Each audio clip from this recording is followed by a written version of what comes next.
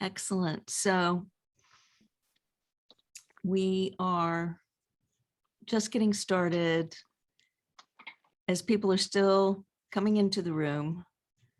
And I just thought if you've got the workbook, which I sent out yesterday, I just thought I would reiterate that I am an accidental YouTuber. I did not mean to have a vibrant YouTube channel. It was something I threw together so that I could be helpful to my grad students and undergrad students.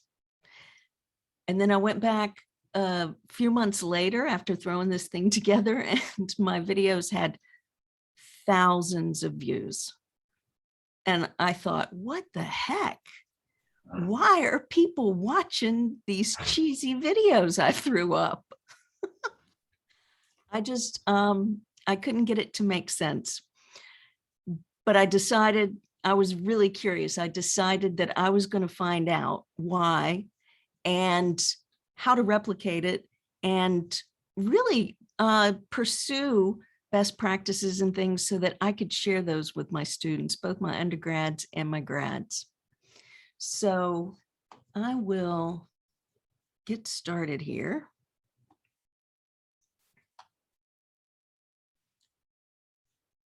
I'm just going to escape out of this. There we go.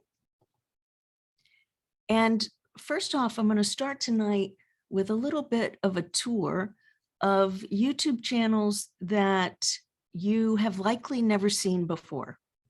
And I like to show people things that they wouldn't come across themselves. And we're going to look at it to analyze what it is that these people are doing. And I want you to hold the space, hold the idea around what you can do, right? What creative things that you could make motion, make videos about, and how this fits in. Our group tonight, we've got faculty, we've got students, we've got friends of mine, people who are starting up small businesses. We've got a whole range of people in the group tonight. So I'm going to show you a whole range of things and best practices that really spread across all of those different directions and disciplines. So here's my, if you could mute, that would be great. Thank you. Here's my accidental YouTube channel, which did not look this professional when I threw it together. And it's really this row of videos right here that get the most views and are popular. One of the reasons is there's not a whole lot of information about design thinking that makes it easily understandable. And that's my area of expertise, is design thinking, human-centered design. So when I saw the thousands of views racking up on these videos, I got really curious and started to do a search, started to search. So here's a search on design thinking, empathize. And after these ads that you see here, you can see my cheesy video is the first one there. There's nothing really amazing or spectacular about this video. It's really a lecture that I give every semester, every single semester, you know, several times a semester. But what is, I think, attractive to people is, one, it's short. The way that I'm using the Lightboard with the information on it, it makes it so that then like the notes are already taken for it. And one of the key elements in best practices in thumbnails for videos, and we'll get into that a little bit later, is to have a person. The quirkier or stranger the expression on the person's face, the more clicks they'll get. I don't know why, but that is the thing. Like, so you'll see these thumbnails, we'll see some where there's really, really funny facial expressions. People love those. Go figure. Anyway, so I'm going to give you a little behind the scenes tour of my dashboard, what a monetized channel looks like, and some of the bells and whistles that go on back here. Every level of views that you get, of subscribers, minutes watched, all of those sorts of things add up to unlock different features that become available to you. And I'm going to go over a few of those after we take our video tour. So this is one, I'm sure some of you have seen this, especially any of my students. My grad students may have seen this in one of our classes. This is a Chinese channel, and she is a Renaissance woman. You can see she has 16 million followers, and her videos always have millions of views and thousands upon thousands of comments. She builds things, she's living off the land, she takes care of her grandmother, she sews things, she makes things by hand. It's all like Renaissance. There are arguments in the comments about whether this is Chinese propaganda. Who knows? But if you watch some of these, they're absolutely mesmerizing, absolutely mesmerizing. So you've got this amazing variety of topics, anything, really, anything could be a topic. Here's one, here's a channel I love. This is a painter, and primarily abstract painter, Bob Burridge. And you know that old saying it's like watching paint dry? Well, people love to watch paint dry. People love to watch painting and doodling and artists making art. They just love to watch it. So Bob here, his videos are generally short, and they usually have thousands of views. Now, when we talk about monetization, the Chinese channel that we just looked at, I mean, they're getting tons of ad revenue because they have millions of viewers. When you get thousands of viewers, you're not going to have ad revenue from YouTube that amounts to much. And I'll show you mine, which doesn't amount to anything. I really do it for educational purposes.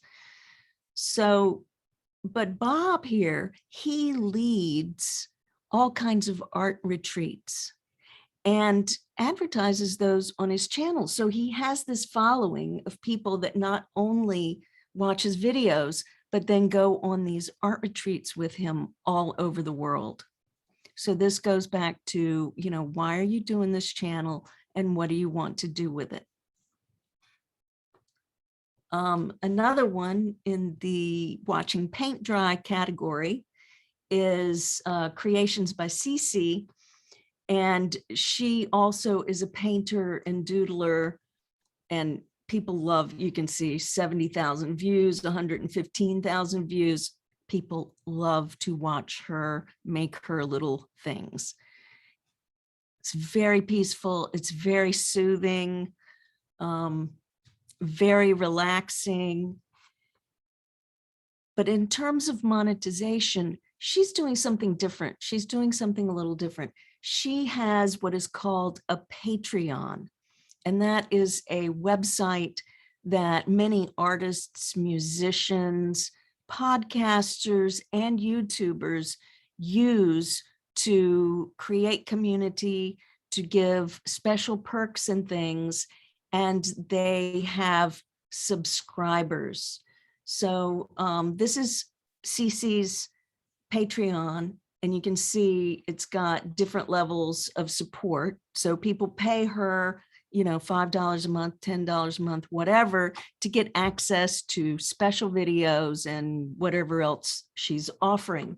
You can see she's got 689 patrons.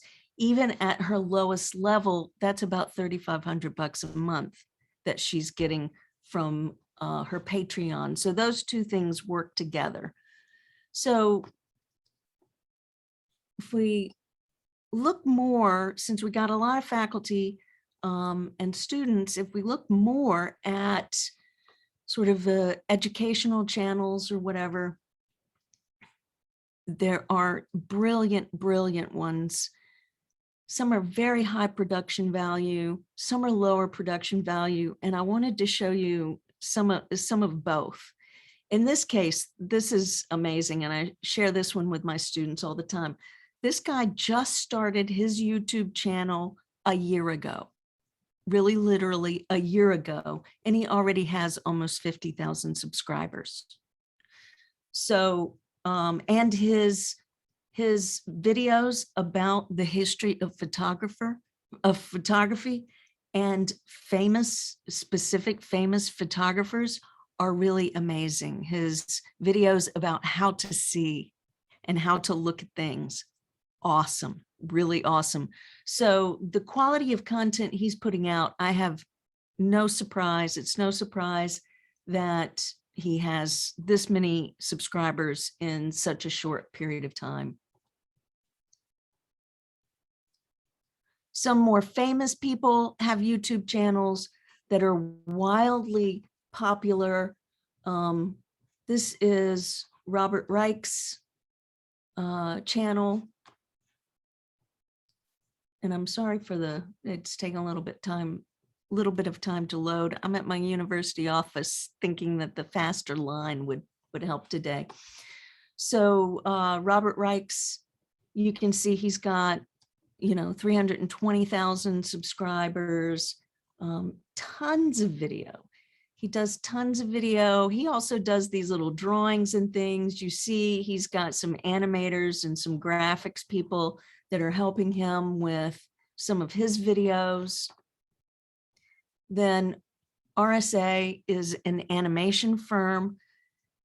They became famous for some hand-drawn animations that they did.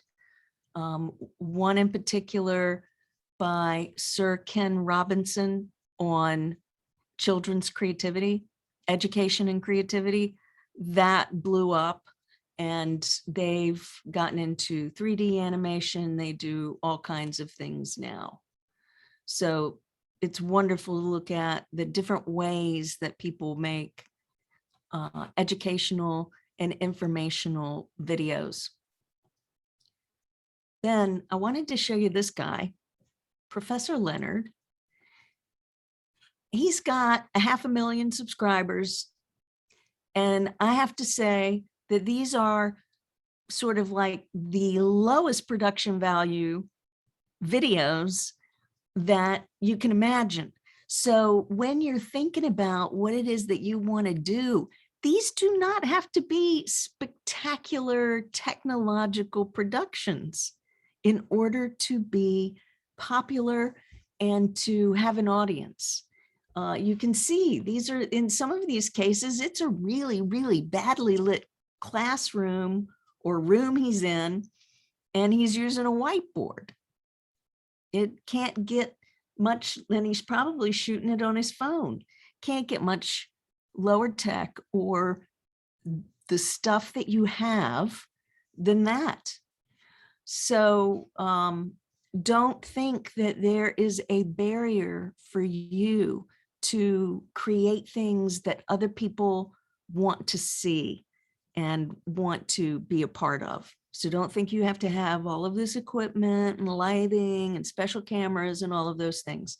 Most of our phones take, beautiful HD video now. So really, you probably got already what you need to get started immediately. And then just the last one that I'm going to show in our channel tour is another educational channel. This one is for English. And I wanted to show you this because this is a little bit interesting in that This is a company that has 10 different teachers that are doing these English videos. So you can see here's Learn English with Emma, but they've also got down here, sorry about that, Rebecca, Benjamin, Adam, Alex. They've got a whole bunch of different teachers that are just focused on speaking English, learning English. So you see, there's such a wide array, and this doesn't even touch on like the really weird stuff, or, the famous, musicians or actors or entertainers, or, the famous TV channels like Saturday Night Live or whatever. I'm just showing you sort of like the corner of internet that, that we can enter, that we can get started in. And I'm hoping that you're writing down any questions that you have. As soon as I finish my little tour and demo here, we're going to open it up for Q&A. I'll stop sharing and then we can do Q&A. So be sure to note anything that comes up in your mind as we're going through this.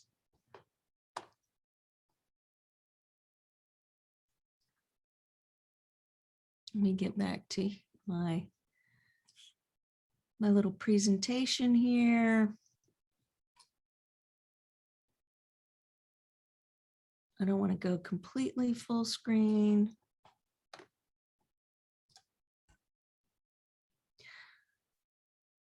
So you don't want to be accidental like me. That's why you're here. That's why we're doing this, right? So that you can have just a bit of a plan, a bit of direction, and know some of the best practices that you can take forward with you. I'm going to start by just ideating around some of the reasons we would want to start a channel, right? In some cases, we would want to promote our business, or if we're, we have services of some kind. Maybe I know I've got, students that are, film production students, and there's all different kinds of ways that you can show off your expertise in whatever area it is in. You can also share your knowledge on a specific subject. Let's say that you are, have a spectacular knowledge of cheeses, world cheeses or something. And you might think, well, that's awfully specific. Maybe even it's just like only creamy cheeses or something. The more specific you can get, the more niche down, the more you're going to find the people, and the people that need to know what you need, what you know, are going to find you. So niching down is really, really good. A lot of teachers in this room tonight. So obviously some of us are trying to teach people something. Creating tutorials and how-tos. And that could be anything, from cooking to software. It could be, fixing a car, really absolutely anything. You could maybe, if you have a particular lifestyle, then you can shoot what are called vlogs, video logs, or video weblogs, basically is how that term got started. You can shoot vlogs of your activities and your projects. And there's a whole world of vlogs out there. And there's even a world of car vlogs. So people shooting their YouTube videos in their cars. I know, car vlogs. It can also be a portfolio. For some of us who are creators, it can be a portfolio of our motion graphics or our videos or our, books. It could basically be a portfolio of anything. If you're creative and inventive enough, you can figure out a way to display what it is that you are expert at, or your projects. this is a great place to show them off. And then finally, for making online courses. There's lots of other reasons. These are just to get you started thinking. You might come up with something completely different and unique, but this will get you started thinking. So you want to have a purpose for your channel. Viewers like to have a cohesiveness. They like to know kind of what you're going to be doing on your channel, and they'll subscribe to it. So you want to have a purpose. You want to figure out how what you do is different than what somebody else does. It doesn't matter that other people do exactly what you do, because nobody does it the same. But the more clear you are on how you're distinctive and you're different, the easier it's going to be for you to frame what it is that you produce. You want to have really good reasons for doing this. Because like any creation project, it takes time, it takes energy, and it takes consistency. You have to be consistent. And then who is your audience? In, many cases in our group, it's going to be people that want to learn what it is that we're trying to teach. Something, specific. There's going to be a specific age group. The more you can find out about who it is that you're making these videos for, the more effective you will be in the end. And then what are you willing to invest in getting this off the ground? Is it 1 hour a week? Is it, are you willing to upgrade your phone so you have higher video? How much energy and effort, are you going to script? There's lots of things to take into consideration, and understanding what we already have on our plate and, what we can spare or what we can put aside to devote to creating these things is really critical up front. That way you go in clear-headed and you have a plan. Like, I have 2 hours a week that I can do this. So these things have to happen in that framework. Some of us will have more time.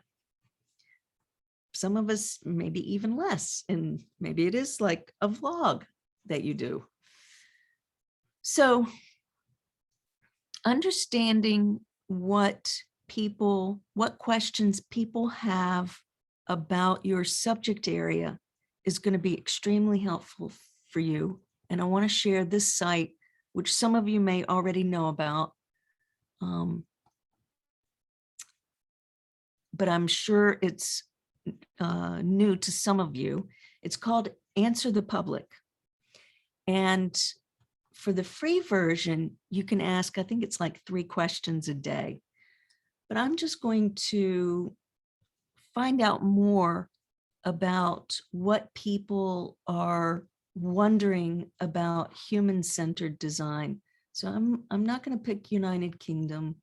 I'm going to pick the US, even though most of the viewers for my channel are actually in India and other countries. So I'm going to do human-centered design.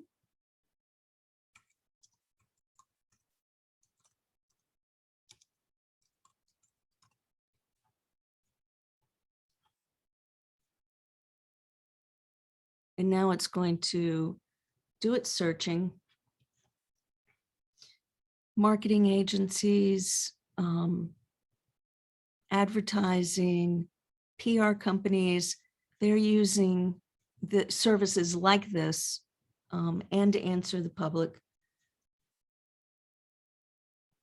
to find out how to best position their products, their services to a mass audience. So this is just going to take a couple of seconds.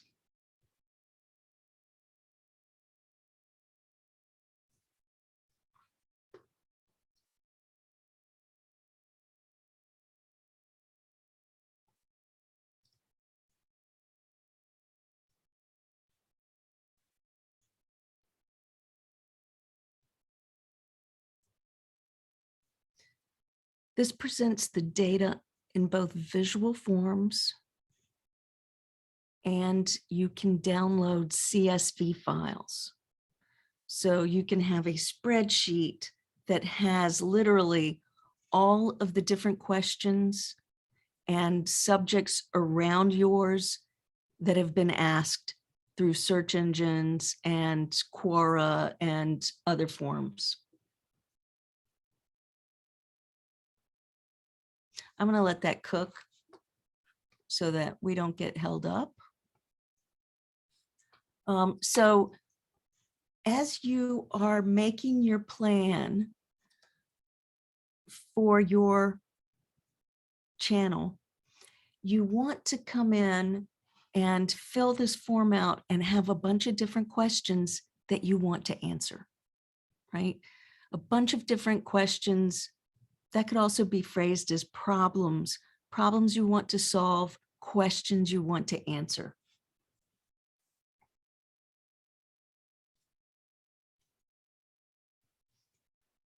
You want to come up with a good name for your channel, one that relates to what it is that you are, your main subject area.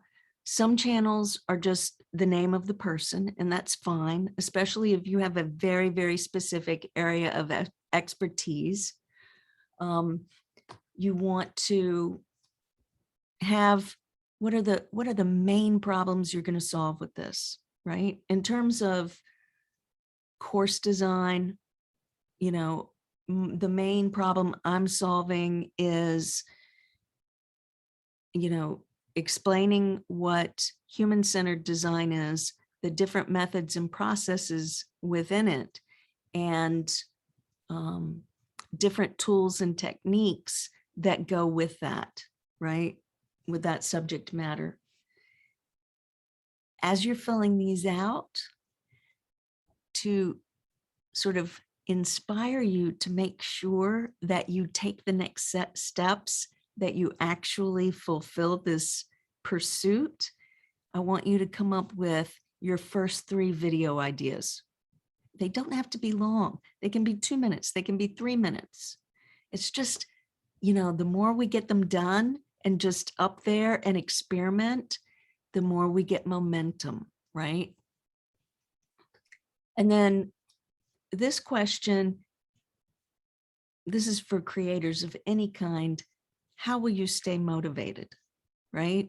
How will you 6 months from now still be making videos when maybe your channel is very slow to get an audience, slow to get subscribers? This is not fast track, right? You need to be purposeful. And what are you going to do to keep yourself motivated to keep producing? And then maybe there's some things that you need to learn. Maybe you need to learn a little bit of video editing. Maybe there are a couple of software things that you need to learn. Maybe if you're doing lectures and you're recording lectures, maybe you want to set up a teleprompter. There are lots of different options out there for that. So you might want to keep a list of the different things that you want to get familiar with and learn.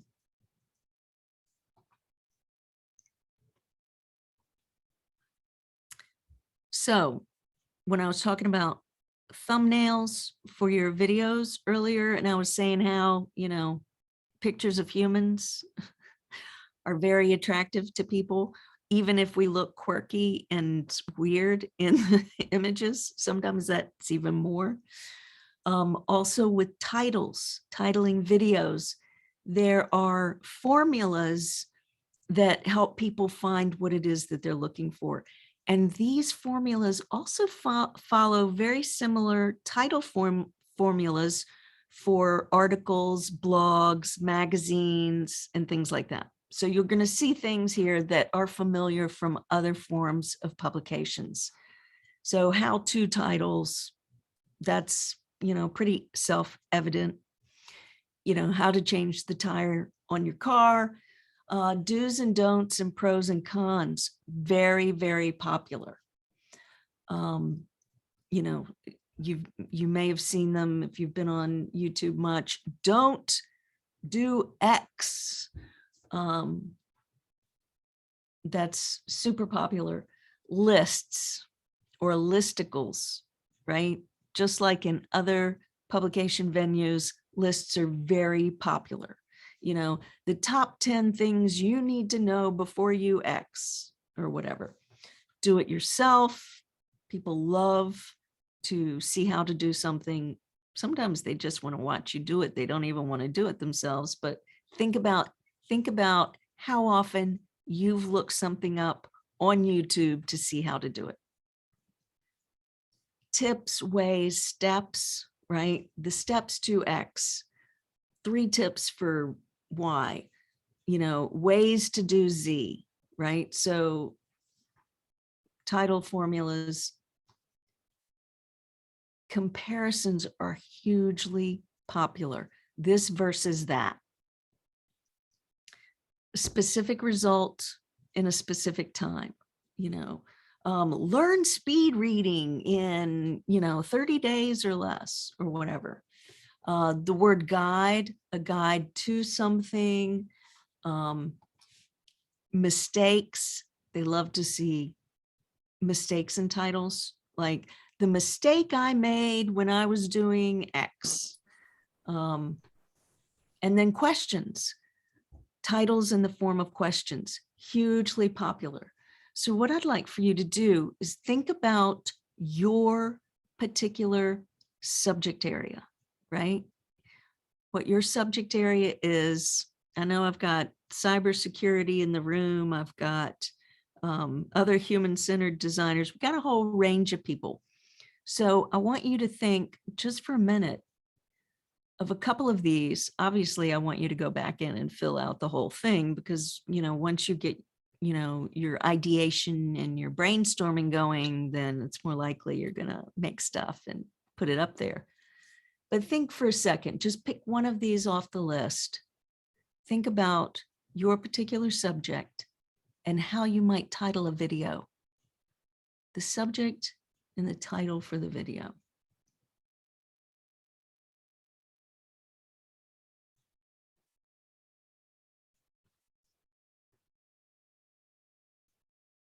And just, scratch it on a piece of paper, or if you have room on your screen, you can fill out the PDF.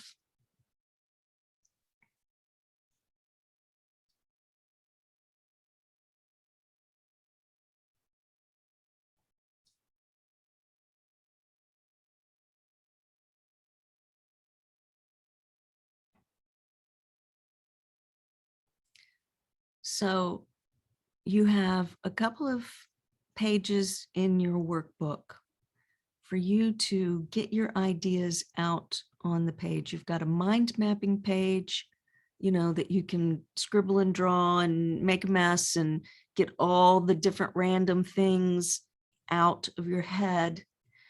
But the action plan, you want your next steps. I'm going to shoot a 2-minute video tomorrow of, one important piece of my expert knowledge. And I'm not going to worry about fancy production or any of those things. I'm just going to shoot the video tomorrow and get it done.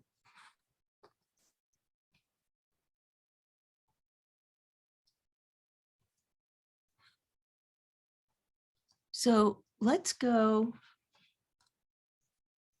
I don't know why this is still cooking.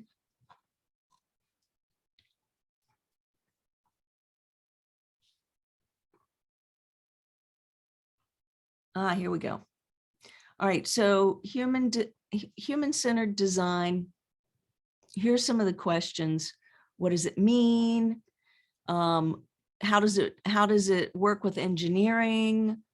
What are the principles, the process? Here's a particular company that's famous for it, IDEO. So this gives you an idea about your particular subject matter. This is the visual form. So in this case, these are prepositions. So human-centered design in healthcare, in architecture, in education, in public health. You see how you could develop and drill down and expand what it is that your particular topic area is. So these are the visual forms. These are comparisons. And here we go. And then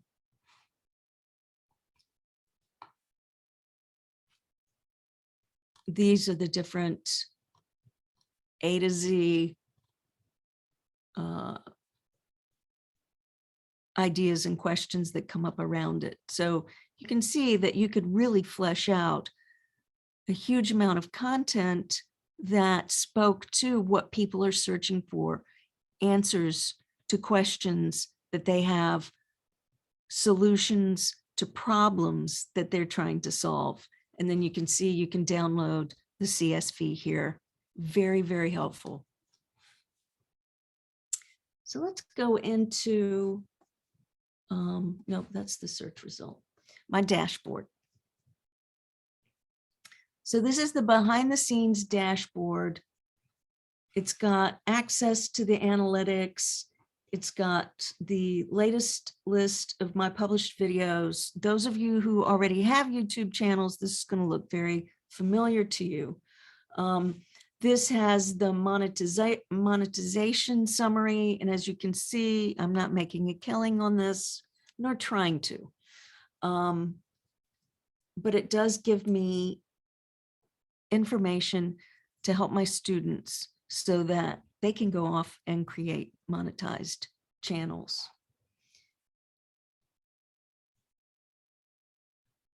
I'm going to very quickly upload a short video that I made yesterday for demo purposes. And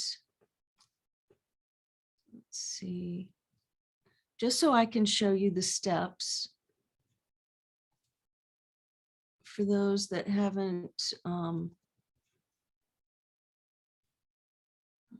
see, for those of you that haven't done this much. So I just shot a really quick and dirty workbook walkthrough. 2 minutes, and you can see that it is 93 megabytes. I used a software, this is where you might want to write some things down. I used a software, screen recording software called Loom, L-O-O-M. For my educator friends in this group, they make it free for us, free for educators. If you have an EDU address, then you can use Loom for free. I love it. I use it all the time for my classes and quickly embed the videos in my course structures. So you can see it's 93 megabytes. That's not huge in terms of video goes, but I want to make it smaller, but not lose any resolution. So there's another free software that you want to know about called Handbrake. Handbrake, Handbrake. And that compresses your video files so that they're smaller and more portable. And you can see it got this video down to 10 megabytes, which is nothing for video. That's why we're going to upload this one.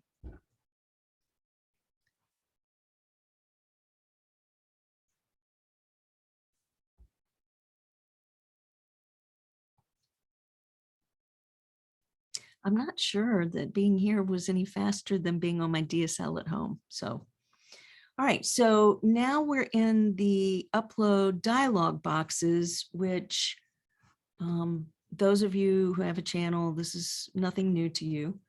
But for some people in the group that may not have started a channel yet, this is what it looks like. This is your title area right here. And this is the place where you would want the 10 tips for XYZ or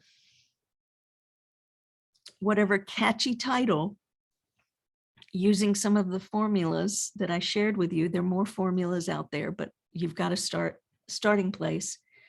Then a description, you want a nice description of what it is that's going on there. You can put links to other things that you want. In this case, I can put a link to download the PDF of the workbook if I want to. But a short description here, you can also put hashtags that helps people find what it is that you're putting up. So a thoughtful description that has hashtags, links to anything else that is relevant,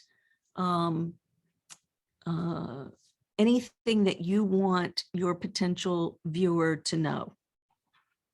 And then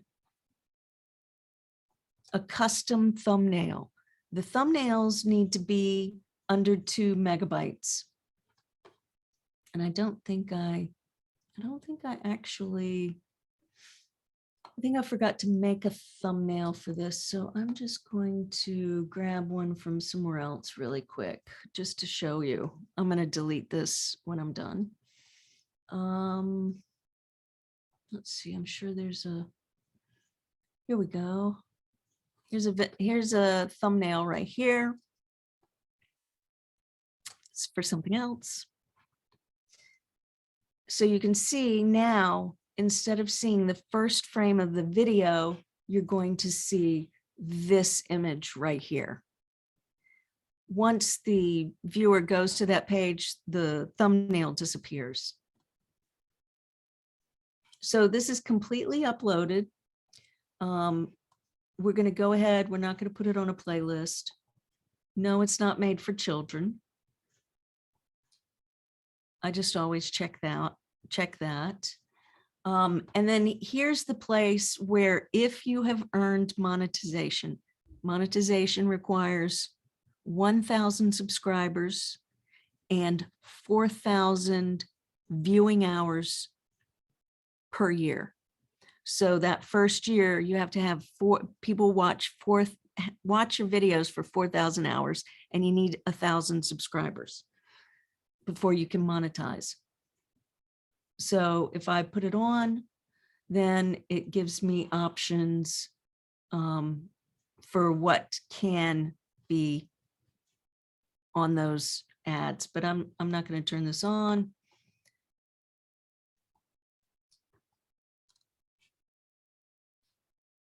Sorry. Done button. Next. You can add an end screen, which is great. And I highly recommend that you do this for every video that you upload. And what this will do is it will allow you to add a subscribe button to the end of your video. I'm going to do this one. And it will direct them to another video of yours or a playlist. Now, obviously, I'm not going to want the subscribe button to show up right over my face there. So I'm going to drag that down. So you can move these things down to where you want, right? And you can change where they show up in your timeline. They always want them to hang out longer than I want them on there. So I always change it to less than 10 seconds. But the default is a bit longer than that.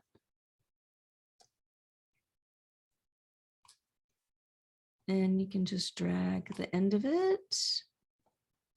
There we go. Sorry if I was grabbing it right. And then that would show up right at 1:42 seconds.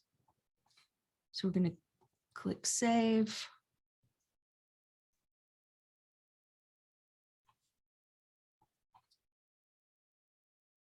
And then finally, the last dialog box is for visibility.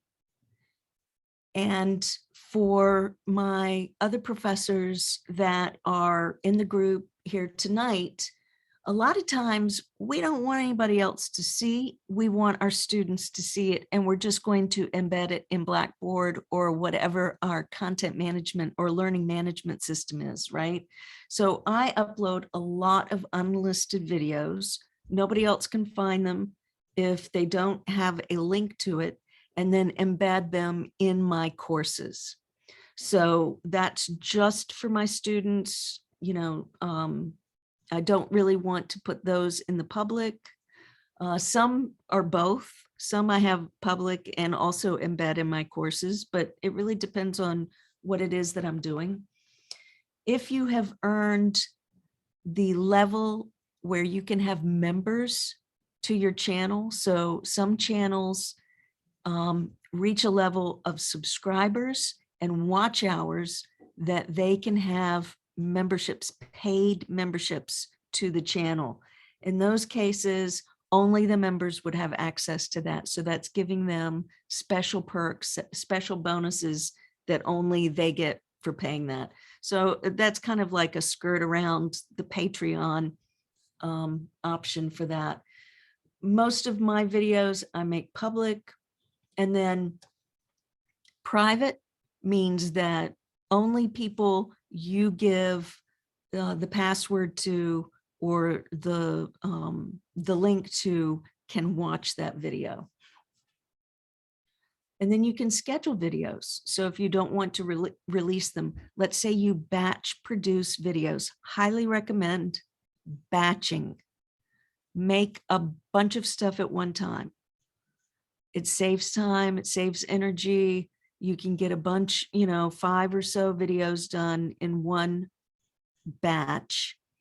Then what you would do is you would upload them and then schedule them to release over a period of time. You don't want to release them all at once. You want to schedule them over a period of time. So I've got it unlisted, and then I'm just going to click save. So that's, uploading, very straightforward. Another thing that becomes available at a certain level of subscribers and watch hours is what's called the community tab. And in this case, I'm going to show you mine, but you can see it on a bunch of different channels. This is primarily for mobile viewers. So people that are looking at YouTube on their phone in the YouTube app. Some of you have done this, and I want you to think, you're scrolling through the videos in the YouTube app, and you're seeing or noticing that some of the things that you're seeing aren't actually videos. They're more like posts. They're more like Facebook posts or Instagram posts.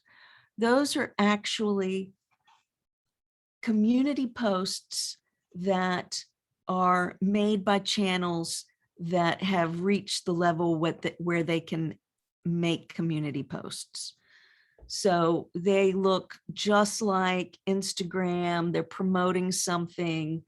They're not a video, but you can see they've got likes and comments and things like that. It's primarily mobile, although you can see on the web what it looks like. Let me just look at my, let me go back to my dashboard for a second. So other things that you want to think about are lives. Do you want to do live YouTube? If you want to do live YouTube, any channel can do that. If you want to do mobile lives, meaning you want to shoot a live vlog on your phone, then you have to reach a certain level of subscribers and watch hours, like the other features that get released, the more traffic that you get on your channel. So live streams are incredibly popular. The algorithms, both on YouTube and Facebook, love live things. So you can go live.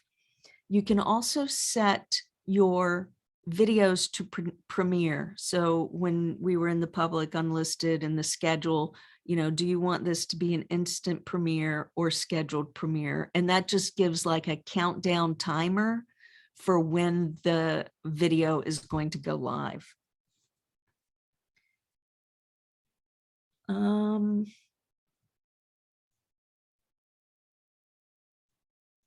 I think that I am ready to open this up to Q&A questions if you have them. So I'm going to stop sharing.